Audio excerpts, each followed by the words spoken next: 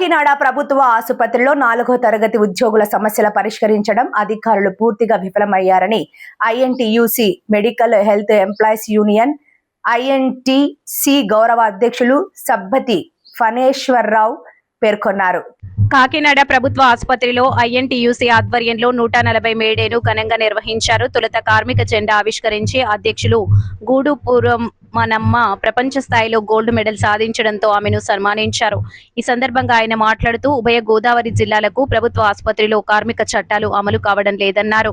ఎన్నో పోరాటాలు ఫలితంగా మేడేని నిర్వహించడం జరిగిందన్నారు. Secretary Singampalli Srinivas, treasurer Narayana Rao, senior నాయకులు మేరీ నిర్మల, అమ్ములు, మీసాల రాములమ్మ తదితరులు పాల్గొన్నారు.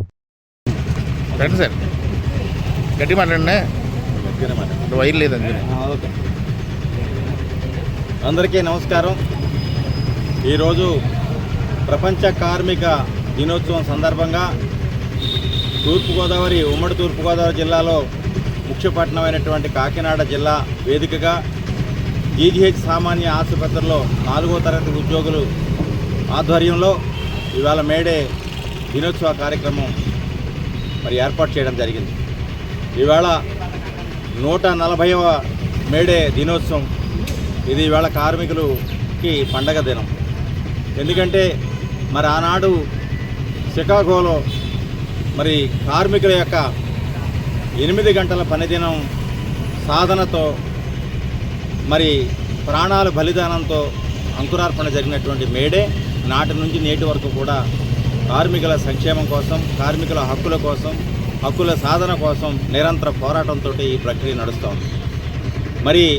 విచిత్రమైనటువంటి సంఘటన ఏంటంటే కాకినాడ జిల్లా వేదికగా ముఖ్యంగా ఉమ్మడి తూర్పుగోదావరి జిల్లాతో పాటు ఉమ్మడి పశ్చిమ గోదావరి జిల్లాకి కేంద్ర బిందువు అయినటువంటి జీజీహెచ్ హాస్పిటల్లో 4వ తరగతి ఉద్యోగులు పడుతున్నటువంటి శ్రమ అధికారులకు పట్టట్లేదు.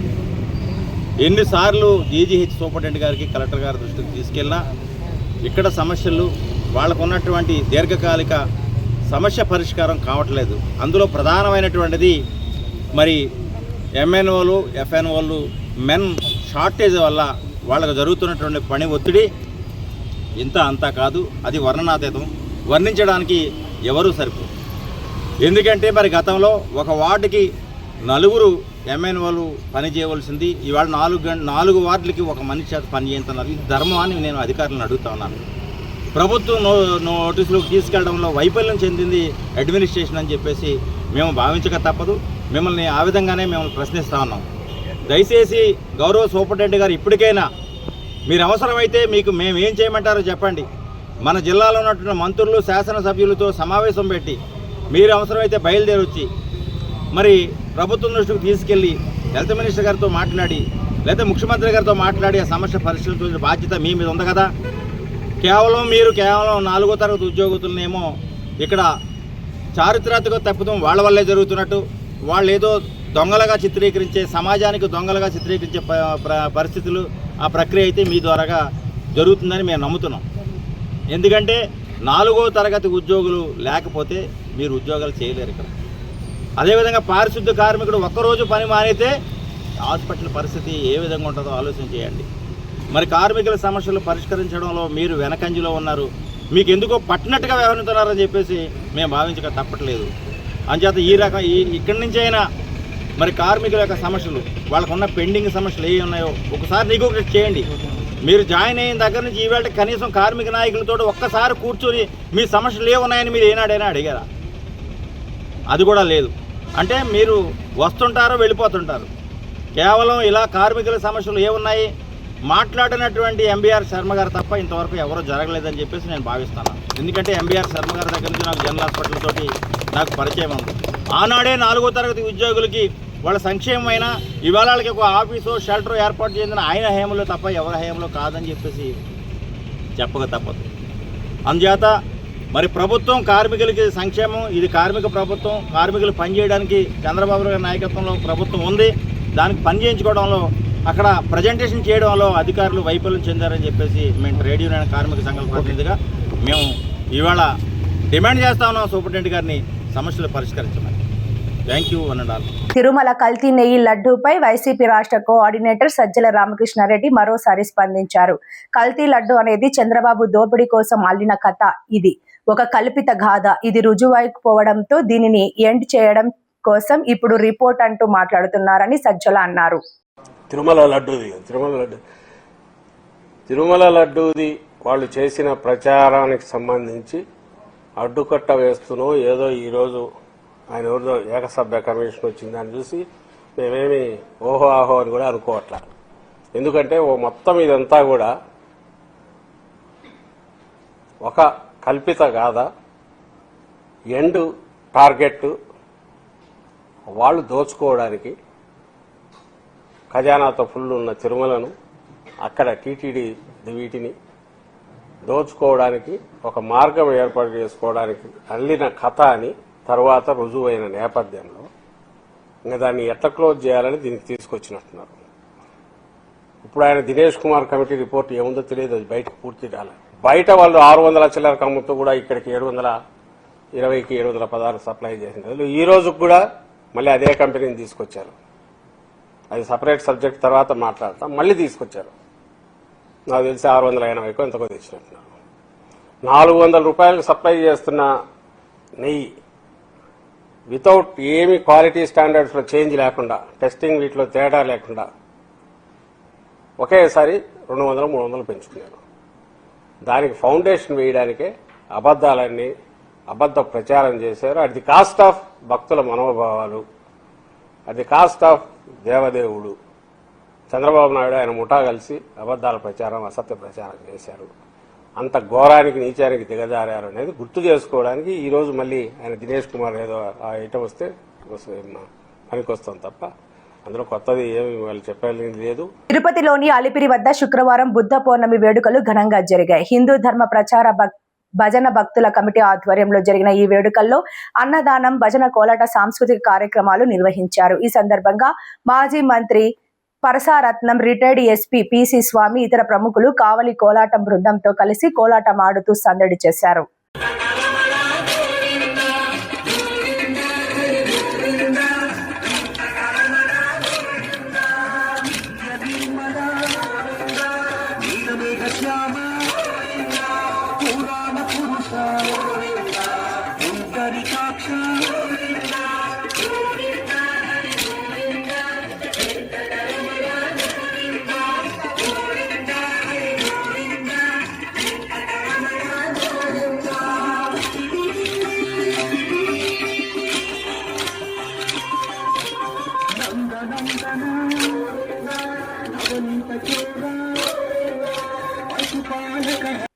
పోలాకి మండలం మబగాం ఎమ్మెల్యే క్యాంపు కార్యాలయంలో శనివారం ప్రజా దర్బార్ నిర్వహించారు. ఎమ్మెల్యే బగ్గు రమణమూర్తి, రాష్ట్ర టీడీపీ కార్యనిర్వాహక కార్యదర్శి బగ్గు అర్చన ప్రజల వినతులను స్వీకరించారు.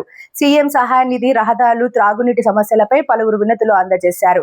మొత్తం 30 వినతులు అందాయని, వాటి పరిష్కారానికి చర్యలు తీసుకుంటామని ఎమ్మెల్యే తెలిపారు. ఈ కార్యక్రమంలో పలువురు పాల్గొన్నారు. నరసన్నపేట సచివాలయంలో స్థానికులకు శనివారం శక్తి యాప్పై అవగాహన కల్పించిన ఎస్ఐ శేఖర్ రావు, నిత్యం జరుగుతున్న ప్రమాదాల్లో మరణాలు సంభవిస్తున్నాయని తెలిపారు. ప్రయాణాలలో తప్పనిసరిగా హెల్మెట్ ధరించాలని, సైబర్ నేరాలపై తక్షణమే స్పందించాలని సూచించారు. ఈ కార్యక్రమంలో ఈవో ద్రాక్షాయిని, శక్తి టీం సభ్యులు శ్రీనివాసరావు, ధనలక్ష్మి పాల్గొన్నారు.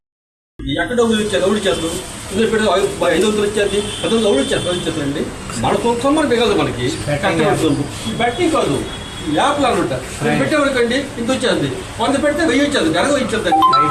మనకి ఎలా బ్యాంక్ ఎంప్లాయీ కూడా ఎక్కడ డబ్బులు ఇస్తారు, మన తోటి ఇచ్చే డబ్బులు బ్యాంక్ చేస్తారు. ఆ వడ్డీ సగం మన టైం మహా చేతము అంటే కానీ ఒకేసారి 15 రెట్లు పెరిగిపోద్ది. మీకు ఇల్లు వచ్చేది ఏంటి వచ్చేది, జబ్బు వచ్చేది, అంతటి వచ్చేది. అందుకని ఆ అత్యాశ పోతే మాత్రము చాలా బాగుంది. వెంటనే కానీ 1 అవర్లో ఫోన్ చేస్తే మాత్రం చాలా సేవ్ అవుతారు. 1,00,000 పోయి 1 సేవ్ అవుతారు. మనం వెంటనే 1 అవర్లో ఫోన్ చేయాలి. ఆ 1 అవర్ ఫోన్ చేస్తుంది. ఇది జనరల్ ఉంటుంది, మీకు జాబ్ ఉంది. అందుకోసం కానీ ఈ జనరేట్తో ఈ యాక్సిడెంట్కి ఫోన్ చేయాలి, యాక్సిడెంట్ జమ్మదికి పోయింది. కానీ ఇప్పుడు మన మండలంలో మనం చూస్తాను, మౌనిక, లక్ష్మి, 5 అమ్మాయిలు ఒక్కడు ఫోన్ చేస్తారు. నీ వదన జాగ్రత్త వచ్చానండి, నీ వదన ఫోన్ చేసింది. ఇంకే అమౌంట్ వేసుకున్నాను. ఆడ ఉండుకోలేదు ఆడికి. 10వ తరగతి ఫలితాల్లో కాకినాడ జిల్లాకు 14వ స్థానం రావడం జరిగిందని కాకినాడ జిల్లా విద్యాశాఖ అధికారి పి రమేష్ పేర్కొన్నారు.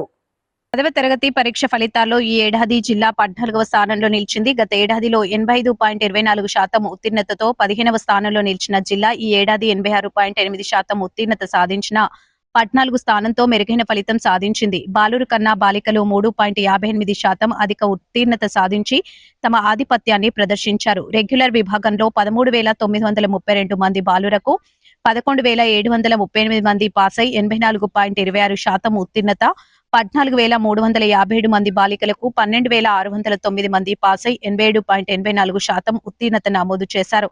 మొత్తం 28,289 మంది విద్యార్థుల్లో 24,347 మంది పాసై 86.8% ఉత్తీర్ణత సాధించారని డిఈఓ పి రమేష్ వెల్లడించారు. వీరిలో 20,074 మంది ప్రథమ శ్రేణిలో ప్రథమ స్థానంలో నిలిచామన్నారు. 3,091 మంది ద్వితీయ శ్రేణి, 1,222 మంది తృతీయ శ్రేణిలో పాస్ అయ్యారు. వివిధ సబ్జెక్టులలో 3,000 మంది ఫెయిల్ అయ్యారన్నారు. ఈ సమావేశంలో DCB secretary Venkatrao, assistant commissioner examinations Ramani తదితరులు పాల్గొన్నారు. నమస్కారం అండి. ఇప్పుడే మన గౌరవ ఎడ్యుకేషన్ మినిస్టర్ గారైనటువంటి నారా లోకేష్ గారు 10th క్లాస్ రిజల్ట్ని విడుదల చేయడం జరిగింది. దీనిలో భాగంగా మన జిల్లాలో 28,249 మంది విద్యార్థులు మన ఎగ్జామ్స్ రాశారు. దానిలో 24,347 మంది ఉత్తీర్ణులయ్యారు. మొత్తం మీద లాస్ట్ ఇయర్ మనకి స్టేట్లో 15th ర్యాంక్లో ఉన్నాం. అదేవిధంగా పర్సంటేజ్లో 82.24 వచ్చింది. ఇప్పుడు ఈ సంవత్సరం మనకి ఒక ర్యాంక్ మెరుగుపరుచుకొని 14th ప్లేస్కి వచ్చాము. అదేవిధంగా పర్సంటేజ్ పరంగా చూస్తే 86.08% సాధించడం జరిగింది. అంటే 3% మనకి 3.09% మెరుగుపరచుకోవడం జరిగింది. ఈ మొత్తం మీద మనకి 3,000 మంది విద్యార్థులు వివిధ సబ్జెక్టుల్లో ఫెయిల్ అయ్యారు. అట్లాగే ఈ విద్యార్థులందరూ కూడా ఈరోజు రేపటి నుంచి మరి జిల్లా వ్యాప్తంగా ఉపాధ్యాయులతో సమావేశం ఏర్పాటు చేసుకొని ఏ సబ్జెక్టులో ఏ స్కూల్ అని ఫెయిల్ అయ్యారు చూసుకొని స్కూల్ వారీగా షెడ్యూల్ ఏర్పాటు చేసుకొని రేపు May 25th నుంచి June 4th వరకు కూడా సప్లిమెంట్ ఎగ్జామినేషన్ షెడ్యూల్ కూడా ఇవ్వడం జరిగింది. కాబట్టి ఎగ్జామినేషన్స్కి సన్నద్ధం చేసి ఆ మిగతా విద్యార్థులందరూ కూడా పాస్ అయ్యే విధంగా కృషి చేస్తామని చెప్పి తెలియజేస్తున్నాం. మరి ఈ సంవత్సరం మనకి రాష్ట్ర స్థాయిలో ఒక ర్యాంక్ మెరుగుపడటం, అదేవిధంగా మరి టోటల్గా పర్సంటేజ్ కూడా పెరగడంలో మరి కృషి చేసినటువంటి ఉపాధ్యాయులను, అట్లాగే వారికి సహకరించినటువంటి తల్లిదండ్రులను, అట్లాగే మన ముఖ్యంగా జిల్లాలో ఉపాధ్యాయులందరూ కూడా స్పెషల్ క్లాస్ నిర్వహించి మార్నింగు ఈవినింగు టెస్టులు పెట్టి చక్కగా జూన్ నుంచే మనం జిల్లాలో చేసాం. పిల్లలకు కూడా మరి ఎగ్జామినేషన్ ఓరియంటేషన్లో కూడా ట్రైనింగ్ ఇవ్వడం జరిగింది. ఆ విధంగా మరి ట్రైనింగ్ చేసినటువంటి ప్రతి ఒక్క ఉపాధ్యాయులు కూడా మరి అదేవిధంగా మాకు టైం టు టైం మాకు ఇన్స్ట్రక్షన్ పిల్లల విద్యాబోధన పెంచడానికి మాకు తోడ్పడినటువంటి జిల్లా కలెక్టర్ గారికి, అదేవిధంగా స్కూల్ ఎడ్యుకేషన్ డైరెక్టర్ గారికి అందరికి కూడా మీ ద్వారా కృతజ్ఞతలు చేసుకుంటూ మరి సప్లిమెంటరీ ఎగ్జామినేషన్స్లో ఈ విద్యార్థులందరూ ఫెయిల్ అయినటువంటి విద్యార్థులందరూ కూడా మరి పాస్ అయ్యే విధంగా మేము కృషి చేస్తాం. అదేవిధంగా ఫెయిల్ అయినటువంటి విద్యార్థులు ఎవరు కూడా మనోధైర్యాన్ని కోల్పోకుండా సప్లిమెంటరీ ఎగ్జామినేషన్స్లో మరి బాగా రాసి గుర్తులు కావాల్సిన సందేశాన్ని మీ ద్వారా కూడా అందించాలని చెప్పేసి కోరుకుంటున్నాను. ఎక్కడ ఎలాంటి తొందరపడి నిర్ణయాలు తీసుకోకుండా విద్యార్థులు, తల్లిదండ్రులు కూడా విద్యార్థులకి తోడ్పాటుగా ఉండి చేయాలని చెప్పేసి, అదేవిధంగా మా ఉపాధ్యాయులకు కూడా చెప్పడం జరుగుతూ ఉంది. ప్రతి ఒక్కరు కూడా ఆ స్కూల్లో ఏదైనా ఫెయిల్ ఉంటే వాళ్ళని బుజ్జగించి మరలా ఇది పూర్తి విధి కాదని చెప్పేసి వాళ్ళని మోటివేట్ చేస్తూ సప్లిమెంటరీకి తయారు చేయాల్సిందిగా వారికి కూడా మేము విజ్ఞప్తి చేస్తున్నాం. ఈ విషయాన్ని కూడా మీరు మీడియా ద్వారా అందరూ కూడా తెలియజేస్తారని చెప్పేసి కోరుకుంటున్నాను. అదేవిధంగా జిల్లాలో ఫస్ట్ క్లాస్కి కూడా సంఖ్య పెరిగింది. దాదాపుగా 20,034 ఫస్ట్ క్లాసులు మన జిల్లాలో వచ్చింది. దీంట్లో 7th ప్లేస్లో అంటే స్టేట్లో వచ్చినటువంటి first class, second class, third class list మనకి ఇవ్వడం జరిగింది. దాంట్లో చూస్తే కాకినాడ 7th ప్లేస్లో ఉంది ఫస్ట్ క్లాస్లో. అంటే మనం 14th ప్లేస్లో ఉన్నప్పటికి కూడా ఫస్ట్ క్లాస్ ర్యాంక్ చూస్తే 20,034 వచ్చినాయి. అంటే అందరూ కూడా చాలామంది విద్యార్థులు ఫస్ట్ క్లాస్లో పాస్ అవ్వడం జరిగింది. సెకండ్ డివిజన్ వచ్చేసి 3,091 మంది, థర్డ్ క్లాస్లో వచ్చేసి 1,232 మంది విద్యార్థులు పాస్ అవ్వడం జరిగింది. కాబట్టి పిల్లల సామర్థ్యాలు మేము కూడా మరి కృషి చేసిన దానికి అనుగుణంగానే వచ్చినాయని చెప్పేసి భావిస్తున్నాం. Thank you.